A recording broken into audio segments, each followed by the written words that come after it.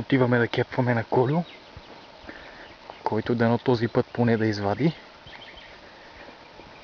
най-дясна въдица, което значи, че след малко и при мен ще има раздвижване. Все пак да не забравим, че резултатът е 7-1 за сега. Сега ще видим тая въпросителна, защото колегата обича въпросителните. Чакай, че така. Оп! Колега, с кепа сам ли ще работите? Да, само ми го цепнете. А? Само ми го цепнете. В гьола ли го искате? А? Ти си отзад зад мен. Там подиш нещо, гледам вълни, мълни. Да го фърлям ли? Не, защото може да ходим до тата храста.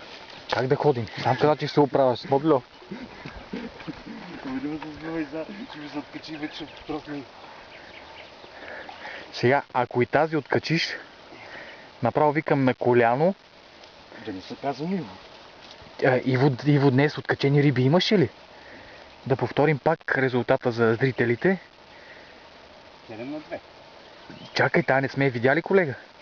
7-2, а твоите така монтажи качествени. Това ще виж къде съм зашил. Аз ще я кепна. Това счита ли са цепнете? Естествено, че се счита, бе. Ча да не падна с фотоапарата в гьола, че станат само кепове и чудеси. Така. Ръна, колега, можахте ли го заснемете? Как да заснема ръна? Ти ще изкараш ли да я видим тази риба? Ти нали знаеш, че който бързо? Ей, толкова малко гарджи. Не е съвсем малко. Е облечен, той затова е така. Борбен?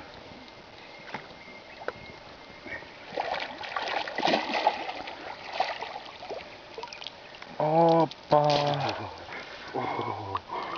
Така, усмихнете се, колега, клип ви направих. Резултата? 7-2. В полза? На Иво. Така, гелета?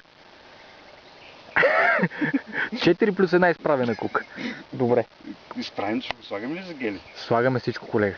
Добре, айде след малко се видим при моето вадене.